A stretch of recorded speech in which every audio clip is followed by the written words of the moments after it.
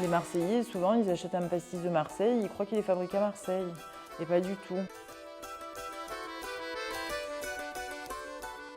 On est une des dernières usines dans Marseille et une des dernières à fabriquer du pastis dans Marseille. Il y a même des gens qui consomment nos produits qui ne savent même pas que c'est nous qui les fabriquons, qu'on les fabrique à Marseille, qu'on est toujours la même famille, voilà, c'est compliqué.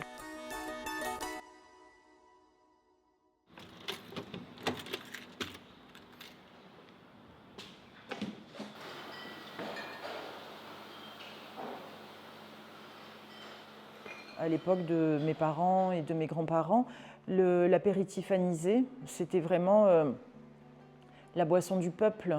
Et la boisson du peuple, mais sans être péjoratif, quoi. Tout le monde buvait des apéritifs anisés, alors chacun avait sa marque ou son style d'anisé de prédilection, mais c'était vraiment la boisson du peuple. Je ne sais pas si vous avez remarqué, mais les anisés, c'est vraiment une spécialité du bassin méditerranéen. Il n'y en a pas ailleurs. Dans l'anisette, dans le cristal anis, c'est que de l'anis. On utilise de la badiane ou de l'anis étoilé. La badiane, ça pousse en Asie essentiellement, au nord du Vietnam particulièrement. À l'époque où le commerce ne se faisait que par voie maritime, il y a les bateaux qui arrivaient d'Asie en Méditerranée, et puis un jour il y a un bateau qui a dû arriver avec de la badiane et puis un autre avec de la réglisse. Et ici on s'est demandé tiens qu'est-ce qu'on va en faire, et on a eu l'idée de distiller la badiane parce qu'ici on distille tout. Et c'est comme ça qu'on a inventé les apéritifs anisés. Donc dans l'anisette, il n'y a que de la badiane, et dans le pastis, il y a au minimum de l'anis et de la réglisse. Pour pouvoir marquer pastis sur une étiquette, il faut qu'il y ait anis et réglisse. Et après, il y a le pastis de Marseille.